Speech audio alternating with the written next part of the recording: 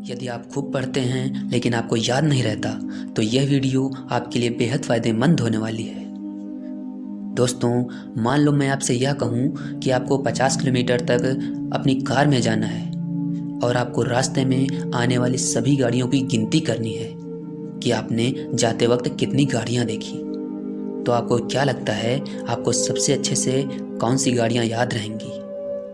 दोस्तों, आपको सबसे अच्छी तरह से केवल 2 गाड़ियाँ ही याद रहेंगी। एक वो जो आपने सबसे शुरुआत में देखी थी और दूसरी वो जो आपने सबसे लास्ट में देखी थी। अब अगर मैं आपसे फिर से कहूँ, एक बार फिर से गाड़ी लेकर जाओ और इस बार केवल 1 किलोमीटर तक ही आपको जाना है और रास्ते में आने वाली सभी गाड़ियों की गिनती करना है, तो आप आसानी से 1 किलोमीटर तक में आने वाली सभी गाड़ियों को याद कर लोगे। ऐसा इसलिए हुआ क्योंकि 1 किलोमीटर में आप कम समय में बिना बोर हुए गए, लेकिन पहले जब 50 किलोमीटर तक गए तो आप बोर हो गए थे और गाड़ियों को गिनते गिनते आप थक चुके थे।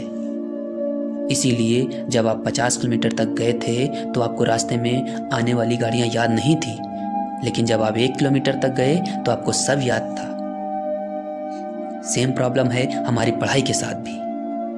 अगर आपने दिन भर में 3 घंटे पढ़ने का गोल बनाया है तो एक बार में 3 घंटे मत पढ़ो, बल्कि गैप कर करके पढ़ो। हर 1 घंटे के बाद ब्रेक ले करके पढ़ो, तभी आप एक क्वालिटी वाली पढ़ाई कर पाओगे और गारंटी है इस तरीके से पढ़ा हुआ लंबे समय तक याद रहेगा। दोस्तों, इसी तरह वैज्ञानिक भी इस बात को मानते हैं कि आपको किसी भी काम में सबसे शुरुआत का और सबसे आखिरी के टाइम का किया हुआ काम अच्छे से याद रहता है।